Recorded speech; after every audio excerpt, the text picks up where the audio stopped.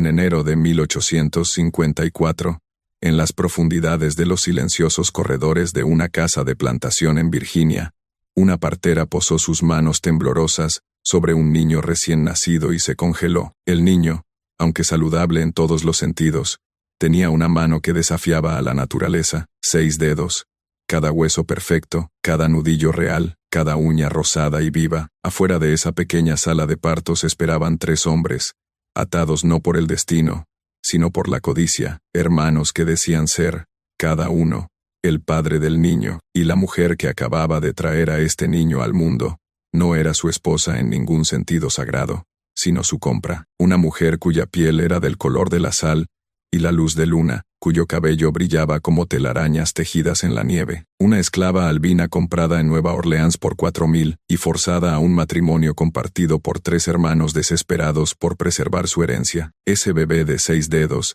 se convertiría en el símbolo de todo lo que habían intentado ocultar, una maldición viviente tallada en su propia corrupción, porque lo que comenzó como un contrato de desesperación, pronto se convirtió en un tormento que ninguna iglesia se atrevió a bendecir y ningún historiador se atrevió a registrar. Pero antes de que desenterremos lo que realmente sucedió dentro de esa plantación, antes de que descubramos cómo el cuerpo de una sola mujer se convirtió en el campo de batalla por el linaje, el poder y la ruina de una dinastía de Virginia, quiero que hagas una cosa: presiona ese botón de suscripción ahora mismo, y abajo en los comentarios, dime desde dónde estás escuchando. ¿Estás en Virginia, Georgia, las Carolinas? Porque esta historia no está enterrada tan profundo como crees. Pedazos de ella todavía susurran a través del suelo del sur. Ahora cierra los ojos por un momento. Imagina a 3 hermanos de pie, hombro con hombro, mientras se lee en voz alta el testamento de su padre, la tinta que los une, más espesa que la sangre, la ley exigiendo algo antinatural.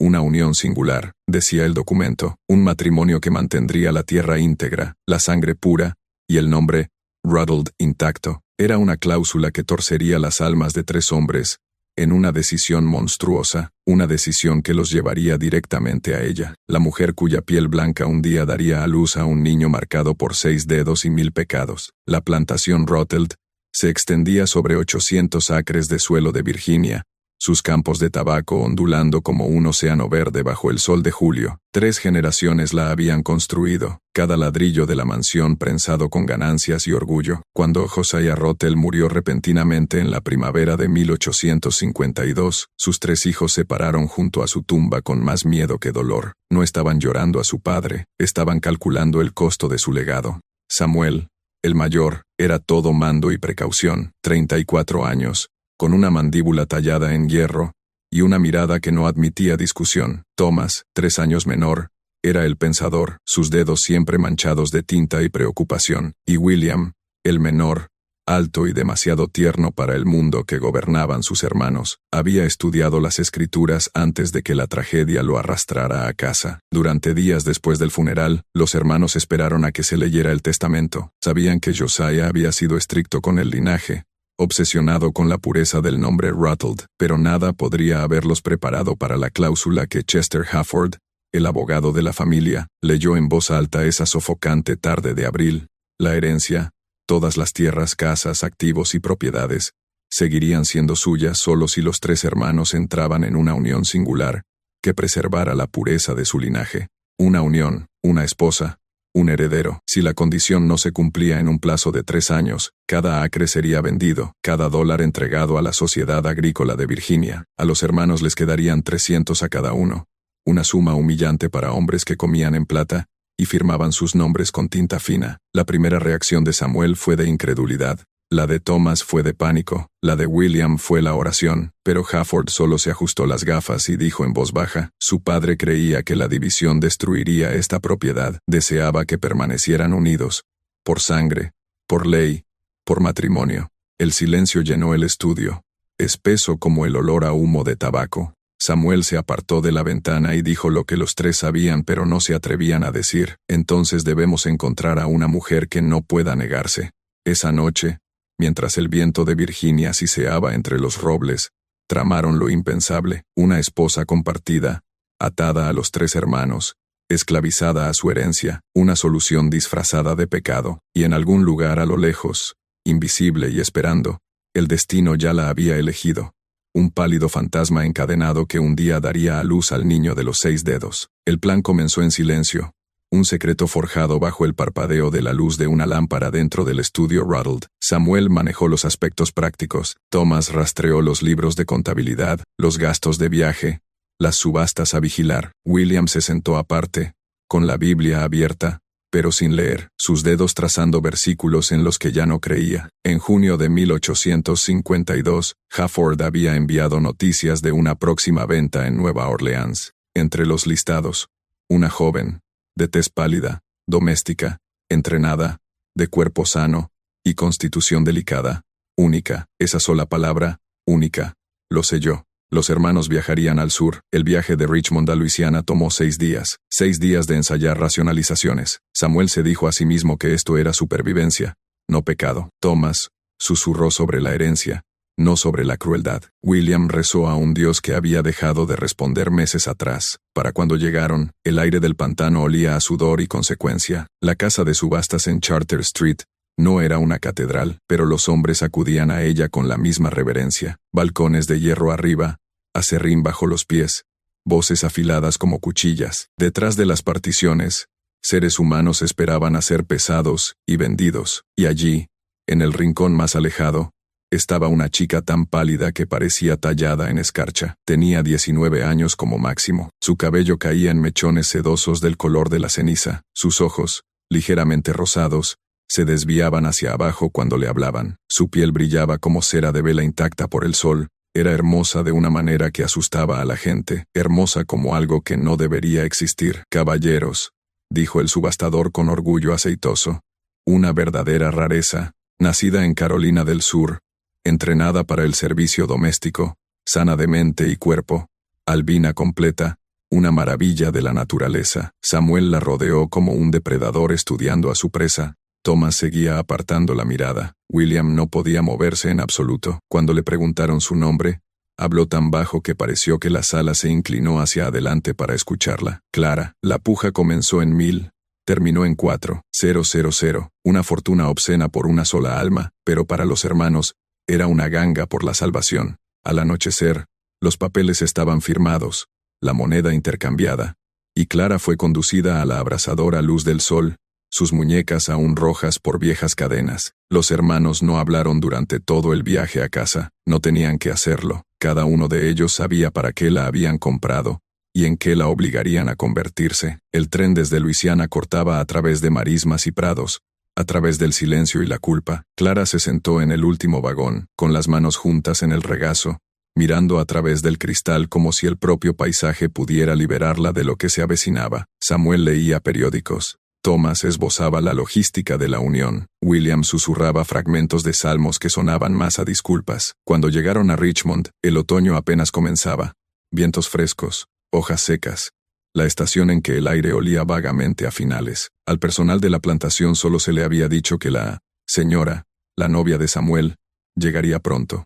A nadie se le dijo la verdad, que sería la esposa de los 3 hombres, atada por el papel y el silencio. En la segunda noche de regreso, Samuel convocó a Clara al salón. Thomas y William estaban detrás de él. El fuego proyectaba largas sombras sobre el suelo. «Clara», dijo Samuel, en el tono de un hombre que da órdenes, no votos, «vas a ser mi esposa, pero también pertenecerás a mis hermanos. Engendrarás un heredero, un hijo, legítimo en nombre y sangre. A cambio, serás provista y protegida. Vivirás bien si obedeces.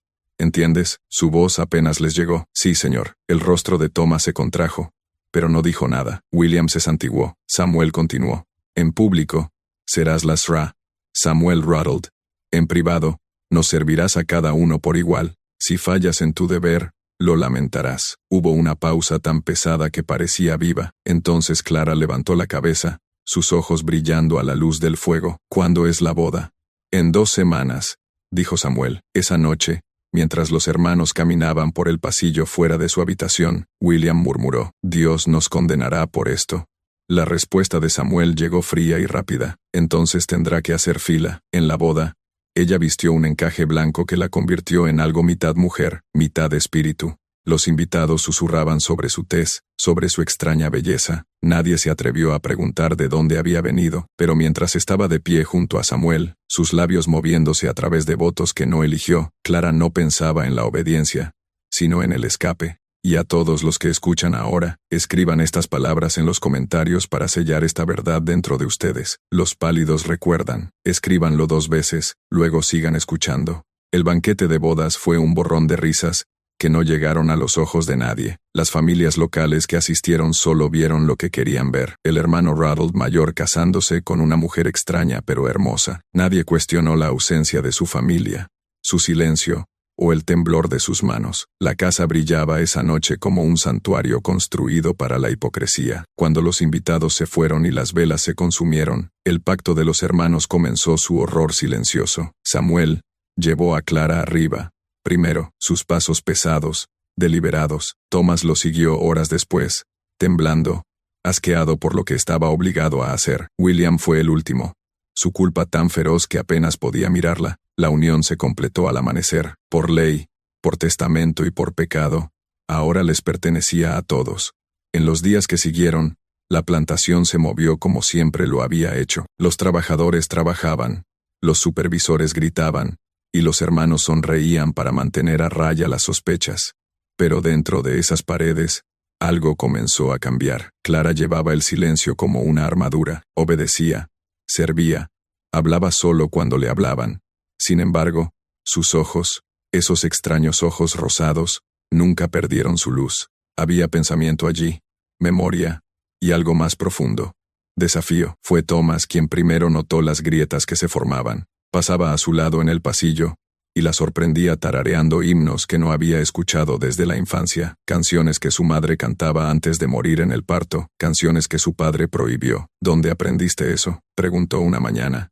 Clara no lo miró. Mi madre lo cantaba cuando la vendieron. Thomas no dijo nada, but las palabras se quedaron con él como una espina bajo la piel. Samuel la trataba como una posesión, no como una compañera. Para él, ella era solo un recipiente para el futuro heredero. William, por otro lado, la trataba con una gentileza que lo avergonzaba. Le dejaba pequeñas bondades, un libro, una manzana, una flor prensada. Susurraba que lo sentía, incluso cuando ella no lo miraba. Para el invierno de 1853, la unidad de los hermanos comenzó a pudrirse. Los celos reemplazaron al deber. Samuel notó las miradas de William. Thomas dejó de escribir, dejó de dormir. La presencia de Clara se convirtió en un espejo que reflejaba todo lo vil en ellos. Y entonces, una mañana de febrero, Clara colapsó en el jardín. El médico fue convocado desde Richmond. Su veredicto fue simple.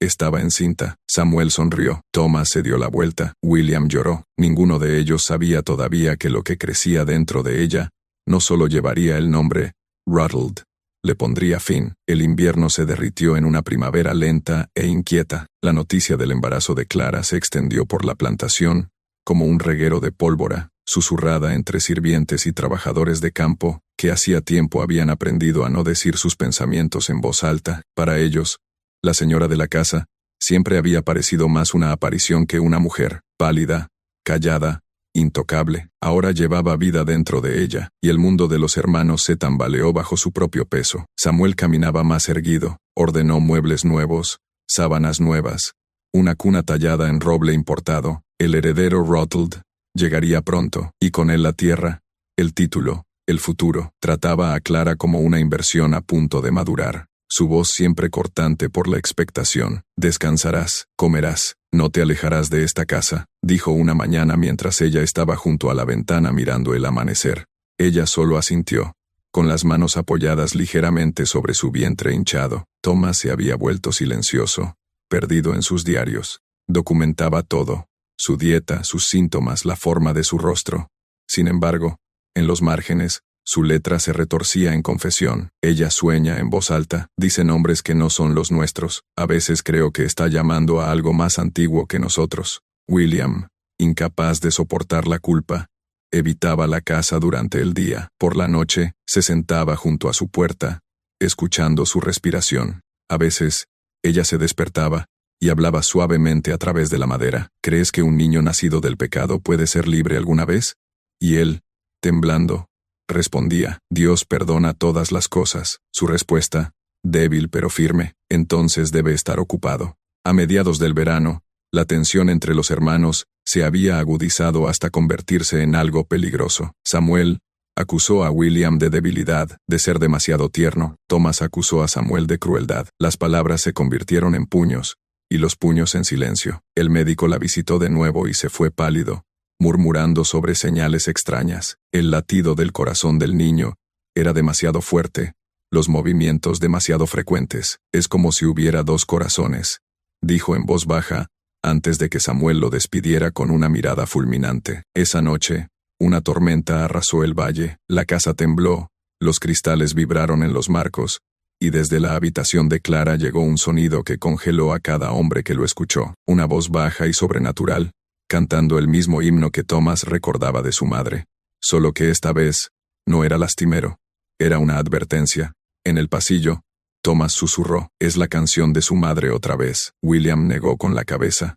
«No», dijo, con la voz quebrada, «esa no es su madre». Y más allá de la puerta, mientras un rayo iluminaba la habitación, los ojos de Clara estaban abiertos, desorbitados, salvajes, brillando tenuemente rosados en la oscuridad, como si algo antiguo dentro de ella acabara de despertar. A finales de agosto, la plantación vivía bajo un silencio tan espeso que parecía que el propio aire contenía la respiración. Los hermanos apenas se hablaban. Los sirvientes caminaban con pies silenciosos, evitando el ala este, donde Clara ahora permanecía confinada. El médico se negó a volver, y cada noche el sonido de sus tarareos se deslizaba por los pasillos como humo. El mismo viejo himno, ahora más lento, casi lúgubre. Su cuerpo cambió rápidamente, de forma antinatural, se debilitaba, y sin embargo, sus ojos brillaban más, casi febriles. La partera, una anciana esclava llamada Ruth, era la única que se atrevía a acercarse a su habitación. Le llevaba caldo,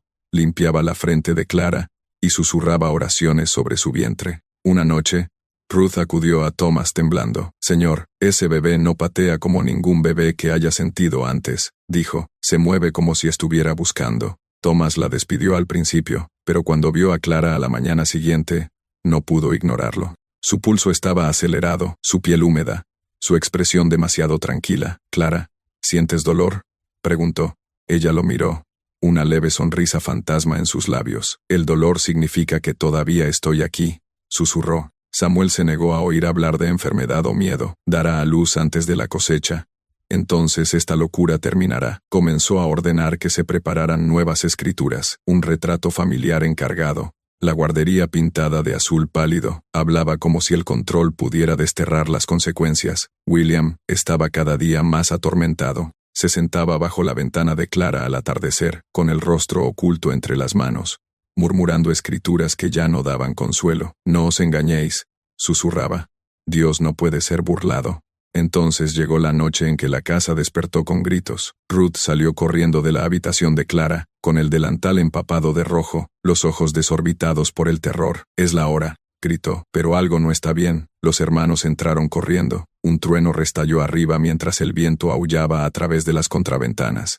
Clara yacía en la cama, el sudor corriéndole por las sienes, su respiración superficial pero constante. Su voz era tranquila, demasiado tranquila. «No tengan miedo», dijo. «Él ya viene». La tormenta arreció, las velas parpadearon y se apagaron una por una. En la penumbra, Thomas vio algo que le heló la sangre, la mano de Clara agarrando la sábana, sus nudillos tensos, y en sus propios dedos, una leve hinchazón, como si su propio cuerpo estuviera reflejando lo que llevaba dentro. Una hora después, la tormenta cesó, y también el silencio.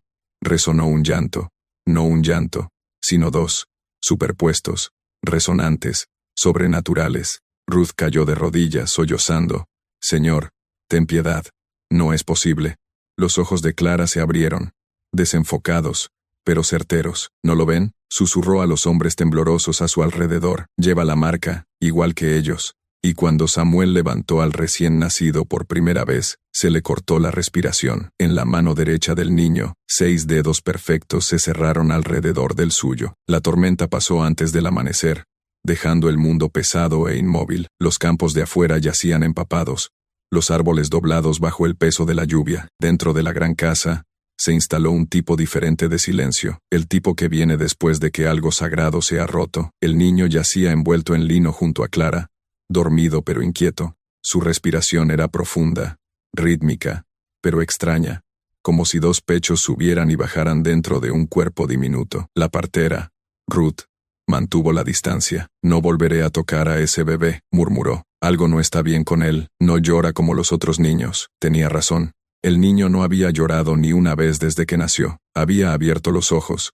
de un gris pálido bordeado tenuemente de rosa, espejos de los de su madre, y simplemente miraba. Cuando Samuel trató de sostenerlo de nuevo, la mirada del infante se fijó en él hasta que Samuel tuvo que apartar la vista. «Él sabe», susurró William temblando.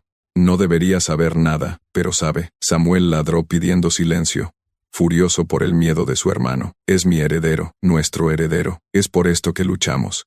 Pero cuando se volvió hacia Clara, su voz flaqueó. Ella estaba despierta, su rostro blanco como la almohada, sus ojos desenfocados. «Clara», dijo, «has cumplido con tu deber. Descansa».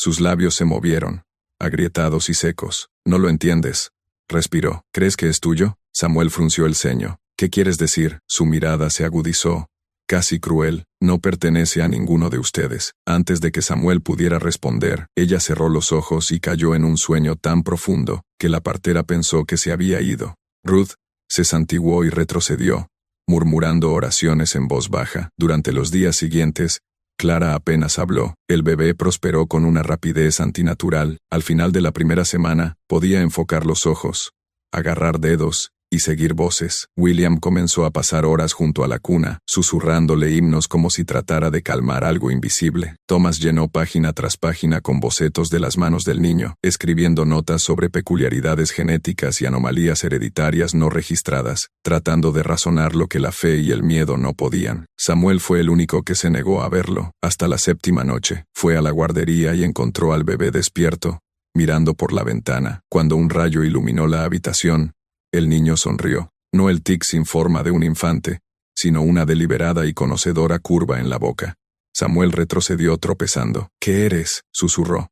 Desde la cama, la débil voz de Clara se deslizó a través de la oscuridad. «Él es el costo que se negaron a pagar». Afuera, un trueno retumbó una vez más, y en las profundidades de los campos, todos los sabuesos de la plantación comenzaron a aullar. El aullido de los perros no cesó esa noche, rodó por el valle hasta el amanecer, resonando en las orillas del río, como si la propia tierra les estuviera advirtiendo. Ninguno de los hermanos durmió. Samuel se sentó en su estudio, con una botella de whisky intacta frente a él. Thomas se encerró en la biblioteca, garabateando ecuaciones y líneas de sangre en pergaminos hasta que le temblaron las manos. William rezó en la capilla hasta que se le quebró la voz. Solo Clara durmió, o eso parecía, su respiración superficial, sus manos cruzadas sobre el estómago, donde había habido vida, y algo más había tomado su lugar. Por la mañana, los sirvientes susurraban. La cocinera se negó a entrar en la guardería. Ruth juró que vio sombras moviéndose debajo de la cuna, cuando no había nadie allí. «No está bien,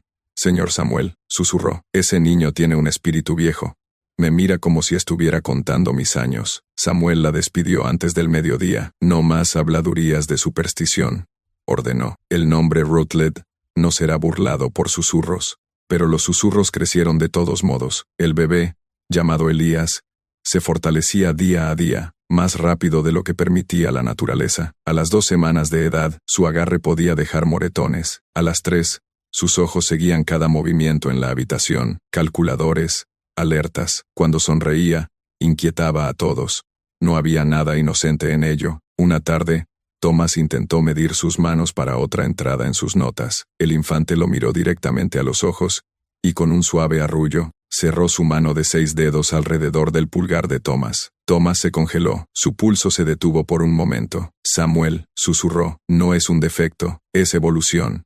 Samuel cerró el cuaderno de golpe. «Es un heredero, nada más». Pero William lo vio de otra manera. Comenzó a colarse en la habitación de Clara a altas horas de la noche, arrodillándose junto a su cama, susurrando preguntas desesperadas. «¿Qué quisiste decir? No es nuestro. ¿Qué trajiste aquí?» Clara solo miraba hacia la cuna en la esquina. «Ustedes lo llamaron a este mundo», murmuró. «Yo solo abrí la puerta». Para septiembre, la propia casa comenzó a cambiar. Las lámparas parpadeaban sin viento. Las puertas se hinchaban y cerraban. luego se abrían solas. El aire se sentía más pesado, cargado. Incluso Samuel comenzó a sentir que algo lo observaba desde los espejos del pasillo. Algo pequeño, silencioso y paciente. Entonces, una noche, comenzó el llanto. No el del bebé, venía de las paredes. Débil al principio, luego más claro, la voz de una mujer susurrando el mismo viejo himno, verso por verso, hasta que cada llama en la casa se atenuó. Clara se levantó de la cama y caminó descalza hasta la guardería. Se paró sobre la cuna y susurró, «Madre, ya está despierto». Y desde la cuna llegó un sonido que no pertenecía a ningún niño.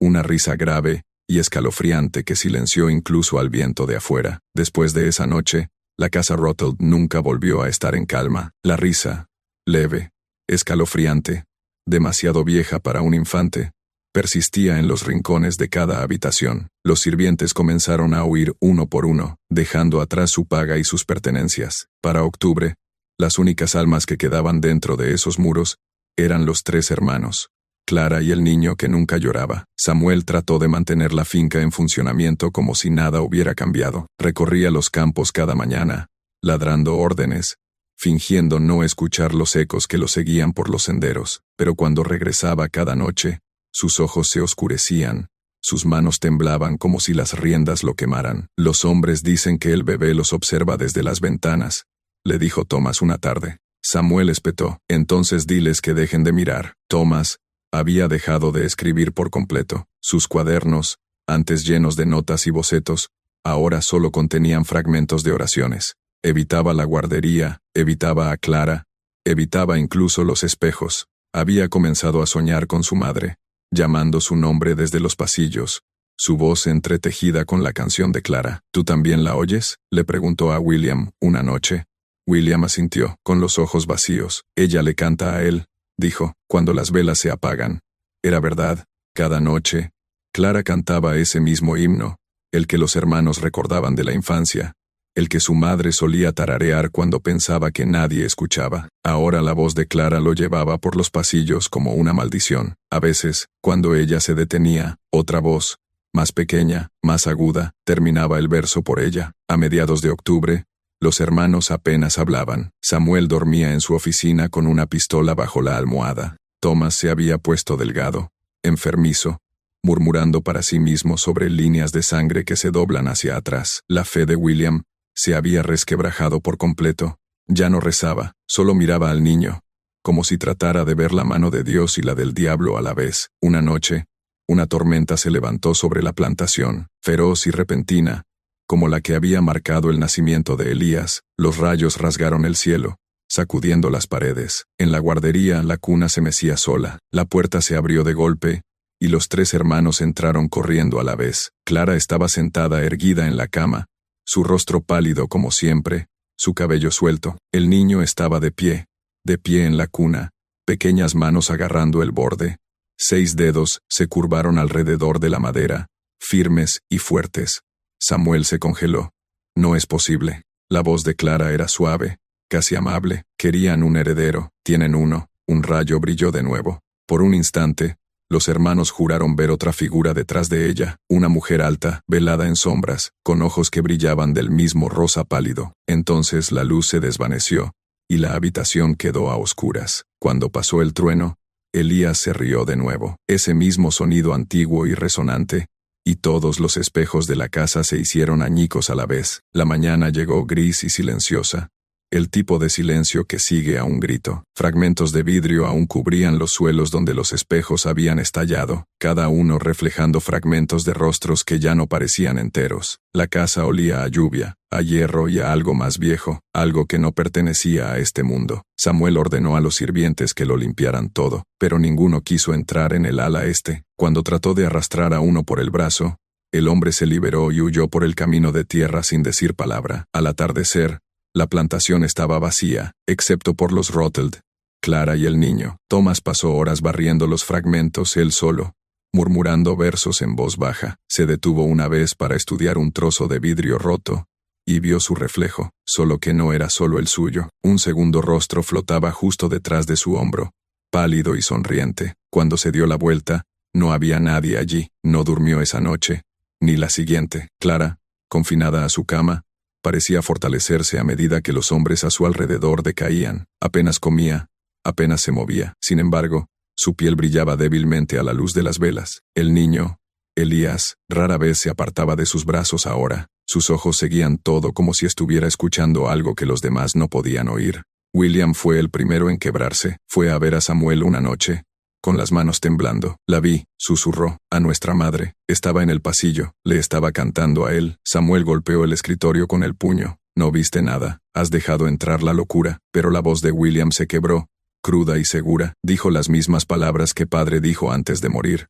Mantengan la sangre pura. ¿No lo ves, Samuel? Hicimos lo que él quería. La mantuvimos demasiado pura, tanto, que se volvió sobre sí misma. Samuel lo golpeó lo suficientemente fuerte como para hacerlo caer. Cierra la boca o haré que te envíen al manicomio. Pero cuando Samuel salió furioso de la habitación, William se quedó en el suelo, susurrando a las sombras. Quizás eso es lo que quiso decir todo el tiempo. Esa noche, Thomas encontró a su hermano menor colgado de las vigas de la capilla, la Biblia abierta bajo sus pies. En la página, un versículo había sido subrayado con tinta temblorosa. No os engañéis.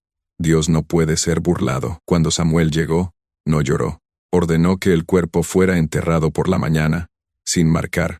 Pero Clara, desde su cama, susurró mientras las palas raspaban la tierra. Uno menos, quedan dos. Y desde la guardería, el niño volvió a reír suavemente, casi con alegría, cada risita contando como el tañido de una campana. La mañana después del entierro de William, la niebla no se disipó. Se extendió por los campos como una marea, tragándose cercas, graneros y árboles, hasta que el mundo más allá del porche dejó de existir. Dentro, el aire se sentía húmedo y pesado. Incluso el reloj parecía ir más lento. Samuel se ahogó en trabajo, aunque no quedaba ninguno por hacer. Acechaba los pasillos como un soldado en una fortaleza vacía, ladrando órdenes a los fantasmas. Thomas, mientras tanto, había dejado de comer. Se sentaba en su escritorio, rodeado de viejos libros de contabilidad y Biblias familiares, rastreando la línea Rothschild, 200 años atrás. Su pluma arañaba sin cesar durante la noche. Fue allí, en las páginas amarillentas de un registro familiar olvidado, donde lo encontró. Una pequeña nota escrita con la letra de su bisabuelo. El primogénito de cada tercera generación llevará la marca del vigilante. Mantened la sangre pura, o el portal se cerrará para siempre. Las palabras lo helaron. Debajo de ellas, un viejo boceto, un dibujo crudo de un niño con 6 dedos en una mano, y un halo de fuego alrededor de su cabeza. El vigilante, susurró Thomas. No una maldición, una continuación. Recogió sus papeles, temblando, y fue a la oficina de Samuel. No es una deformidad, dijo, es una profecía. Cada tercera generación, un niño nace diferente. Padre lo sabía, por eso forzó la cláusula en el testamento. Él quería esto. Los ojos de Samuel brillaron. ¿Quieres decir que padre quería esta abominación? Thomas golpeó el registro sobre el escritorio. No es una abominación, es sangre. Lo llamó el vigilante. Samuel creía que nuestro linaje fue elegido para llevarlo. Mira el patrón, nuestro bisabuelo, el hermano de Josía, antes que él. Cada tercera generación, uno nace marcado. Samuel partió el libro por la mitad y lo arrojó al fuego. Dices locuras, pero Thomas vio el miedo parpadear detrás de la ira de su hermano. Él lo sabía, dijo Thomas, en voz baja. Sabía lo que traeríamos al mundo. Afuera, la niebla se espesaba, presionando contra las ventanas. Desde algún lugar de arriba, el débil sonido de una canción de cuna descendió. La voz de Clara, pero ahora superpuesta con otro tono más antiguo. Samuel agarró su pistola. Basta. La mujer te ha hechizado. Subió furioso las escaleras, pero la puerta de la guardería no se abría. La madera pulsaba bajo su mano, cálida como carne viva. Desde adentro llegaba el sonido de la risa de un niño, grave, rítmica, equivocada. Thomas lo siguió lentamente, temblando, agarrando un trozo quemado del libro de contabilidad. En él, solo 3 palabras habían sobrevivido al fuego. Cuando el vigilante despierta, y mientras pegaba la oreja a la puerta de la guardería, oyó algo respirando al otro lado. No un niño, no del todo humano. Y no estaba solo. El sonido detrás de la puerta de la guardería era un ritmo, un latido que no estaba atado a un solo cuerpo. Pulsaba a través de las paredes, a través del aire mismo, hasta que incluso, las velas en el pasillo parpadeaban con su ritmo. Samuel levantó su pistola, su rostro pálido y húmedo de sudor. Hazte a un lado, ordenó. Thomas vaciló. No entres ahí. Samuel lo empujó con fuerza contra la pared y abrió la puerta de golpe. La guardería estaba en penumbra, las cortinas corridas. La cuna estaba en el centro de la habitación como un santuario, rodeada de cera derretida y pétalos secos. Clara estaba de pie junto a ella, con el pelo suelto, su camisón manchado con lo que parecía hollín. Sus ojos estaban entreabiertos pero desenfocados, como si estuviera viendo algo mucho más allá de la habitación. Clara, dijo Samuel, su voz temblando, aléjate del niño. Ella no se movió. No deberías estar aquí, Samuel. No le gusta cuando gritas. Samuel apuntó con la pistola. ¿Qué le has hecho a esta casa? A mi familia. La cabeza de Clara se inclinó ligeramente, una leve sonrisa cruzando sus labios. Yo no. Ustedes, tú y tu padre, mantuvieron la sangre pura, tal como él pidió. Ahora está lo suficientemente pura como para abrir el portal de nuevo. El estómago de Thomas se revolvió. El portal. La mirada de Clara se desvió hacia él, y por primera vez, sus ojos parecían completamente equivocados, las pupilas estiradas y finas como grietas en el cristal. Cada vigilante debe despertar, hermano, dijo, su voz mezclándose con otra, grave, antigua, inhumana, y cuando él despierta, el portal entre lo que fue y lo que será, se abre de nuevo. Samuel disparó. El sonido rompió el silencio como un trueno. Clara cayó, pero no del todo. Su cuerpo golpeó el suelo, pero su sombra permaneció de pie, alta, inmóvil, intacta. Las cortinas se rasgaron como si las atrapara un viento, aunque no se movía el aire. La cuna comenzó a temblar. Desde dentro provino la risa del bebé, más aguda ahora, resonante, superpuesta con algo mucho más antiguo. La habitación se llenó de luz, del tipo que no iluminaba, sino que revelaba. Las paredes se despegaron, mostrando atisbos de formas imposibles más allá, raíces creciendo a través de huesos,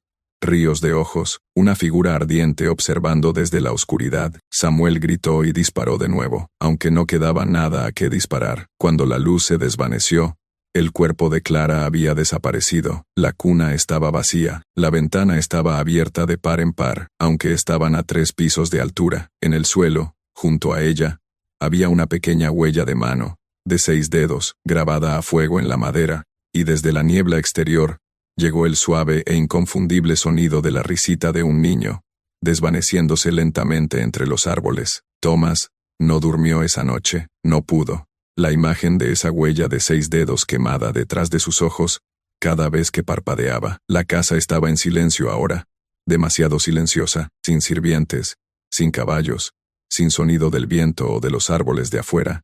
Era como si el propio mundo estuviera conteniendo la respiración. Samuel se sentó en su estudio, mirando a la nada, la pistola todavía en su mano. Su cabello se había vuelto gris en el espacio de unas pocas horas. Cuando Thomas intentó hablarle, no respondió. Solo susurraba una y otra vez, se acabó, pero no era así. Cerca de la medianoche, Thomas lo oyó de nuevo, la risa del niño, distante esta vez, en algún lugar más allá de los campos. Subía y bajaba con la niebla, como una melodía de otro mundo. Agarró su linterna y salió al porche. La niebla se lo tragó entero en segundos, pero siguió el sonido, atraído por él como una polilla sigue al fuego. El bosque era diferente ahora. Los árboles se inclinaban hacia adentro, sus ramas curvándose como costillas alrededor de un corazón. Cuanto más se adentraba, menos se parecía el mundo a sí mismo. Las sombras se doblaban en direcciones incorrectas, las raíces pulsaban como venas, y el aire transportaba un olor a óxido y lluvia. Entonces lo vio, un débil resplandor adelante. Pulsando, se acercó sigilosamente hasta que el claro se abrió ante él. Allí, en el centro, estaba el niño, Elías, desnudo, impasible ante el frío, con los ojos brillantes de algo que no era inocencia. A su alrededor circulaban docenas de pequeñas luces, fuegos fatuos, o quizás almas, cada una parpadeando como alientos atrapados. Elías, susurró Thomas, vuelve, mi niño, vuelve adentro. El niño se giró lentamente, ladeando la cabeza de esa manera antinatural que solo los niños y las muñecas rotas hacen. Llegaste tarde, dijo, aunque sus labios no se movieron. La voz era suya y de otro, profunda, resonante, demasiado vieja para pertenecer a la carne. ¿Tarde para qué?, preguntó Thomas temblando. Para abrir lo que queda. Y la tierra tembló. El suelo bajo el niño se partió. La luz se derramaba a través de las grietas. Luz que no era luz solar, sino algo vivo, arrastrándose hacia arriba como fuego líquido. A través del resplandor, Thomas vio formas moviéndose, miembros sin cuerpos, rostros formándose y disolviéndose. El bosque gritó, 1000 voces a la vez. Cayó de rodillas, cubriéndose los oídos. Basta, destruirás todo. El niño sonrió, revelando dientes demasiado afilados para un niño. No, tío, terminaré lo que ustedes empezaron. El suelo se agitó. Una mano, vasta y negra y brillante como el aceite, se alzó de la tierra, alcanzando el cielo, y justo antes de que tocara las copas de los árboles, un solo disparo resonó en el claro. Samuel estaba en el borde del bosque, con la pistola levantada, el humo saliendo del cañón. El niño se giró, ileso, pero ahora, por primera vez, parecía asustado. El bosque quedó en silencio después del disparo, tan silencioso que incluso el eco se negó a regresar. Samuel estaba en la línea de árboles, con el pecho agitado, los ojos desorbitados y salvajes. La pistola temblaba en su mano, pero su voz salió firme. «Aléjate de esa cosa, Thomas». Thomas se volvió hacia él, negando con la cabeza. «No es una cosa. Es familia». «Familia», escupió Samuel, avanzando. «Eso no es sangre. Es podredumbre. Mira a tu alrededor». El niño se interpuso entre ellos, mirando sin expresión. La fisura bajo sus pies aún brillaba débilmente, como la última brasa de un fuego agonizante. La enorme mano negra que había emergido comenzó a hundirse de nuevo en el suelo, sus dedos curvándose como si se resistieran a soltar. Thomas dio un paso hacia Elías. «Puede ser salvado. Lo que sea que esté dentro de él, todavía se puede detener». Samuel apuntó la pistola de nuevo. «Solo hay una forma de detenerlo». Antes de que pudiera disparar, el niño habló. Su voz ya no estaba superpuesta. Ahora era clara, casi gentil. «Él no dejará que me lastimes, tío». Samuel se congeló. «¿Quién no lo hará?». El bosque respondió por él. Cada árbol, cada hoja, cada raíz, susurró un solo nombre. Aunque no se pronunció, se sintió. El nombre de algo más antiguo que las palabras. El suelo comenzó a moverse de nuevo, lento y constante, como un latido volviendo a la vida. Thomas retrocedió tropezando. «Nos matarás a todos si disparas». Samuel apretó los dientes. «Entonces, mejor nosotros que el mundo». Apretó el gatillo. El disparo sonó, pero la bala nunca alcanzó su objetivo. El aire se espesó entre ellos como un cristal invisible. La bala quedó suspendida por un momento.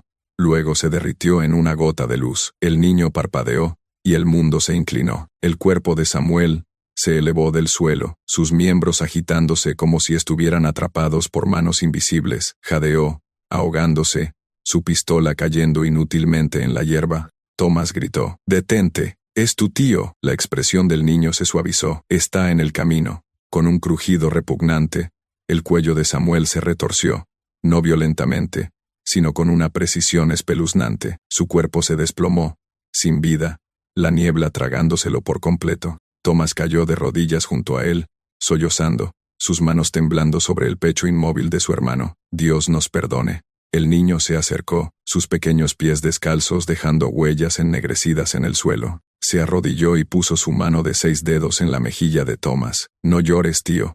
No se ha ido. Ninguno de ellos se ha ido. Ahora son parte de esto».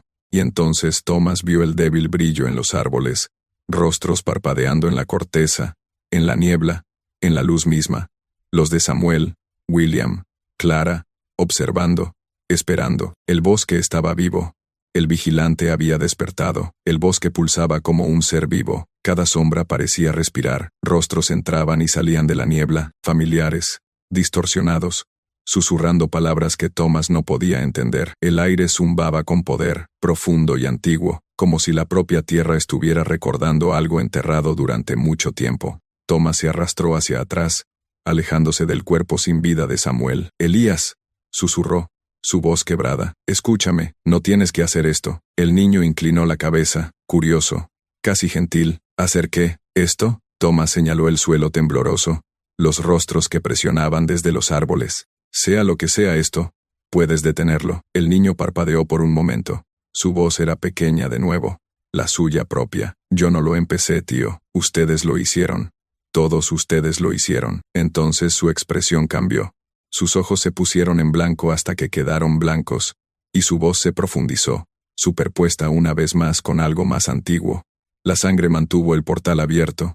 «Yo solo soy el que cruza». El bosque se estremeció violentamente. Las grietas en el suelo se ensancharon. La luz se derramaba hacia arriba, ya no dorada, sino roja, rugiendo como una herida abierta. Un sonido grave resonó desde abajo, un gemido que no era hecho por ningún ser vivo. Thomas se puso de pie tambaleándose, agarrando el trozo quemado del viejo libro de contabilidad, esas 3 palabras grabadas en él como una maldición. Cuando el vigilante despierta, miró la pistola de Samuel tirada en la hierba, el desafío final de su hermano. Su mano tembló mientras la recogía. El niño sonrió. ¿Matarías a tu propia sangre? Thomas levantó el arma, las lágrimas corriendo por su rostro. Si eso significa terminar con esto. Sí, el viento aulló, rasgando su abrigo. La luz se hizo más brillante, y la forma bajo la tierra comenzó a elevarse una vez más. Vasta y enroscada, como algo con alas hechas de sombra. No lo hagas, susurró el niño, no suplicando, sino ordenando. Cerrarás el portal, y cuando lo cierres, te encerrarás a ti mismo. Thomas presionó el cañón contra su propia sien. Entonces, que se cierre conmigo. Los ojos del niño se abrieron de par en par, no con miedo, sino con reconocimiento. Finalmente, ¿lo entiendes? La luz surgió, cegadora. Thomas apretó el gatillo. El disparo resonó por el bosque, y el mundo se plegó sobre sí mismo. El sonido de madera crujiendo, de rostros susurrantes, de viento, se convirtió en silencio. La luz se desvaneció. Cuando la niebla se disipó, el claro estaba vacío. Ni niño, ni cuerpo, ni mano alzándose del suelo. Solo la pistola yacía allí, medio enterrada en la tierra, aún caliente. Y en el árbol más cercano, talladas profundamente en la corteza, 6 débiles marcas de dedos, formaban un círculo perfecto, cerrándolo. 83 años después, la finca Rootlet no era más que un rumor susurrado por los lugareños y temido por los niños. El bosque la había reclamado por completo. Árboles crecían a través de chimeneas desmoronadas, enredaderas serpenteaban a través de ventanas rotas, y raíces se enroscaban sobre lo que solían ser los escalones de la entrada como venas de un cadáver antiguo. Nadie se acercaba después del atardecer, hasta que una tarde de otoño, un grupo de topógrafos llegó del estado. Querían expandir la carretera, y la antigua plantación se interponía directamente en el camino. Los hombres bromeaban sobre fantasmas mientras desempacaban su equipo, aunque ninguno rió por mucho tiempo. El aire dentro del bosque era más frío de lo que debería, espeso con ese dulce olor a hierro de la lluvia sobre piedra vieja. Huele a sangre, murmuró uno de ellos, medio riendo, medio en serio. Encontraron los restos de la casa principal al anochecer, vigas podridas, suelos hundidos, el esqueleto de una gran escalera que no llevaba a ninguna parte. El más joven de ellos, Carter, deambuló más profundamente hacia lo que una vez había sido la guardería. Allí, bajo el techo derrumbado, encontró un extraño círculo tallado en el suelo de madera. Era perfecto, demasiado perfecto para ser hecho a mano. 6 surcos en forma de dedo irradiaban desde su centro como un sol. «Oigan», gritó, «tienen que ver esto». Los otros vinieron, apuntando sus linternas hacia él. Uno de ellos se rió entre dientes. Probablemente alguna vieja marca ritual. Esta gente era súper supersticiosa en aquel entonces. Carter se agachó más cerca, trazando uno de los surcos con el dedo. «Se siente, caliente, caliente», dijo otro hombre. «Eso es imposible. El bosque ha estado muerto durante décadas». Pero Carter no respondió. Su rostro se había quedado quieto, los ojos abiertos y desenfocados. Entonces, suavemente, comenzó a tararear, una melodía que ninguno de ellos reconoció, pero que todos sintieron que habían escuchado antes. «Carter», él sonrió levemente, sin levantar la vista. «Está despertando». El suelo bajo ellos se estremeció. El polvo cayó del techo. Algo en las profundidades del suelo se movió. Un latido, lento y constante. «Retrocedan», gritó alguien. Pero era demasiado tarde. El círculo se abrió, liberando una bocanada de aire caliente y húmedo que olía a óxido y cenizas. Desde abajo, una sola mano pequeña se extendió hacia arriba, ennegrecida, de 6 dedos, y muy viva. Carter tomó su mano sin dudarlo. Los otros corrieron, abriéndose paso a través del bosque, demasiado aterrorizados para mirar atrás. No vieron la luz floreciendo detrás de ellos, ni la sombra extendiéndose sobre los árboles, más alta que la propia casa. Por la mañana, no quedaba nada de la finca, solo el olor a humo y un leve sonido flotando en el viento, una suave risa infantil resonando a través de la niebla, como si el propio bosque estuviera recordando. Y a millas de distancia, en un hospital de Raleigh, una mujer dio a luz a un niño. La enfermera jadeó suavemente cuando contó los dedos. 6. Así terminó la casa de Rutledge. La cámara se desplazaría lentamente a través de las ruinas, raíces enroscándose sobre cenizas, vidrios rotos brillando a media luz. La voz, baja y firme, guiaría al espectador a través del silencio. Lo llamaron una maldición, una locura, un linaje que desafiaba a Dios y al tiempo por igual, pero quizás no fue ninguna de esas cosas, quizás fue simplemente el precio de la preservación, el costo de mantener algo demasiado puro, demasiado viejo, demasiado íntegro. Un viento susurra a través de los árboles esqueléticos. Una sola puerta, aún colgando de una bisagra, se abre con un gemido. En 1852, Samuel Rutledge juró que el legado de su familia nunca moriría.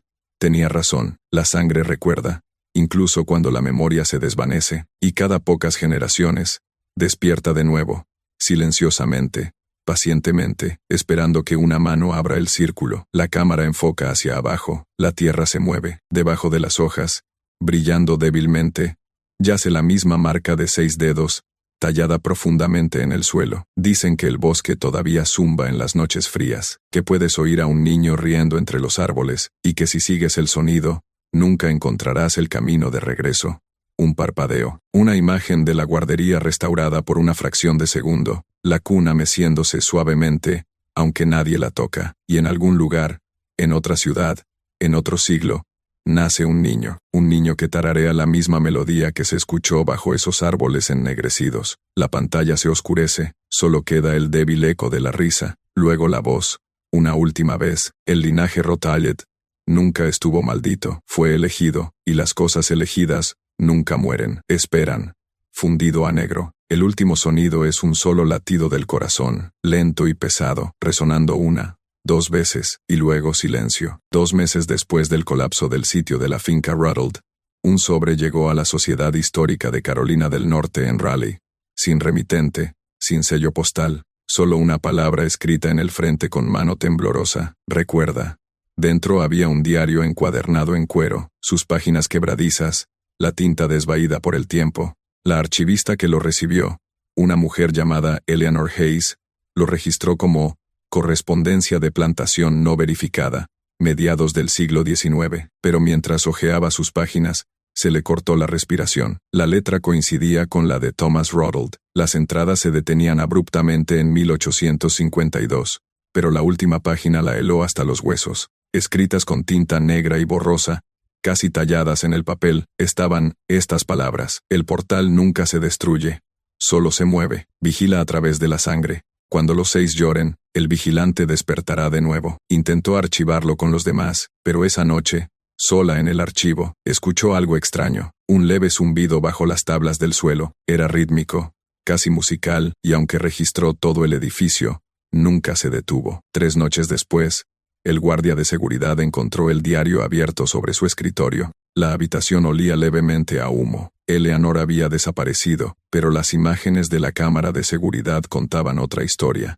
Precisamente a las 3:16 a.m., las luces parpadearon, y una pequeña huella de mano apareció en la ventana, 6 dedos presionados en la condensación. Segundos después, el vidrio se rompió hacia afuera. La policía lo descartó como vandalismo.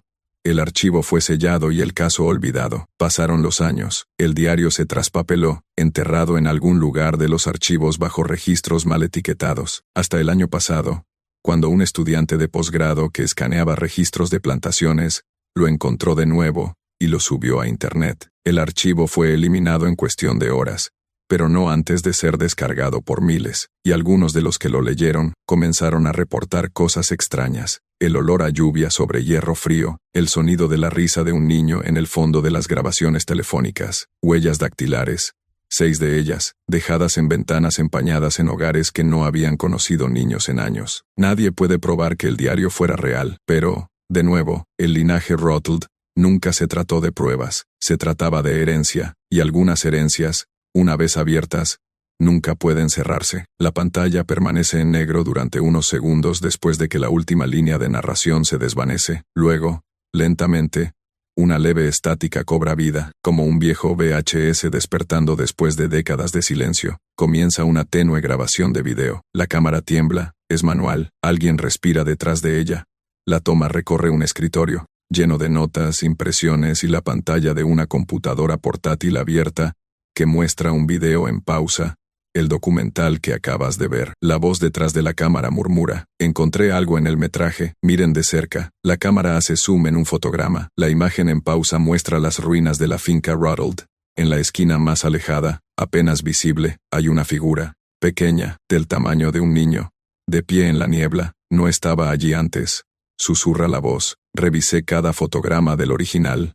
La lente se ajusta de nuevo. La figura gira ligeramente la cabeza. Su rostro está borroso, pero puedes contar los dedos presionados contra el cristal. 6. Entonces, un sonido débil, toc, toc, toc. Viene de algún lugar fuera de cámara. La persona que sostiene el teléfono se congela. El golpeteo se repite, más cerca esta vez, como yemas de dedos contra la ventana. Se giran hacia el sonido. La cámara solo capta oscuridad y un reflejo. En el reflejo, tu reflejo, puedes ver una forma de pie detrás de la persona que filma. El video se corta, la pantalla se funde a negro de nuevo. Aparece una sola oración, blanca contra el vacío. Si has visto hasta aquí, has abierto el portal. Un latido resuena una vez, grave, profundo e inequívocamente humano. Luego otro. Luego, silencio. Los créditos comienzan a rodar, lentos y deliberados. Sin música, solo el suave zumbido que ha rondado cada fotograma desde el principio. Pero justo antes de que el último nombre se desvanezca, el zumbido se detiene, reemplazado por una risita débil y distante, y luego, un último parpadeo, un fotograma tan breve que la mayoría se lo perderá. Es el dibujo de un niño garabateado con crayón, 6 dedos, un círculo rojo, y debajo escrito con mano temblorosa: nos vemos pronto. La pantalla se corta a negro para siempre.